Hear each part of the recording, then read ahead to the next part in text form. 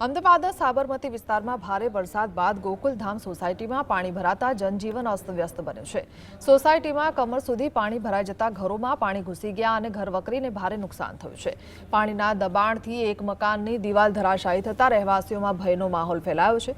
જીવન જરૂરી વસ્તુઓ માટે લોકો કમર સુધીના પાણીમાંથી પસાર થવા મજબૂર બન્યા છે। આખી રાત પાણી કાઢવાની મહેનત છતાં અનેક પરિવારો મુશ્કેલીમાં મુકાયા છે અને તંત્ર સામે પાણીના નિકાલ અંગે સવાલો ઉઠાવ્યા છે।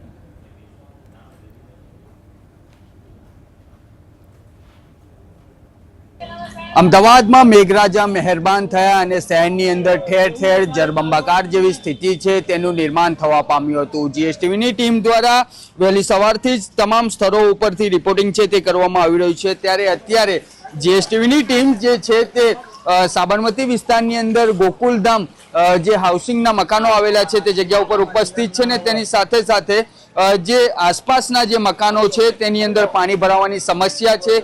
તંત્રને જે પ્રમાણે પ્રી મોન્સૂન પ્લાનની કામગીરી છે તે કરવામાં આવતી હોય છે, પરંતુ તે પ્લાનની કામગીરી છે તે એસી ચેમ્બરમાં બેસીને કરવામાં આવતી હોય છે, ના તો ગ્રાઉન્ડ લેવલ ઉપર આવીને। અત્યાર ઉપરાંત જો વાત કરવામાં આવે તો જે સ્થાનિક લોકો છે તેમની જે સાર સંભાળ લેવા માટે હજી સુધી તંત્ર છે તે સાબરમતી વિસ્તારની અંદર નથી પહોંચ્યું, કારણ કે મત લેવાના હોય છે ત્યારે સાબરમતી વિસ્તારની અંદર તમામ મતદારો સુધી નેતાઓ છે તે પહોંચતા હોય છે, પરંતુ જ્યારે મતદારોને તેમની જરૂરિયાત હોય છે ત્યારે કોઈ નેતા છે તે તેમના સુધી નથી પહોંચતો અને તેમને તમામ તકલીફોનો સામનો છે તે કરવાનો હોય છે। વિરેન્દ્રસિંહ ભાટી, જીએસટીવી, અમદાવાદ।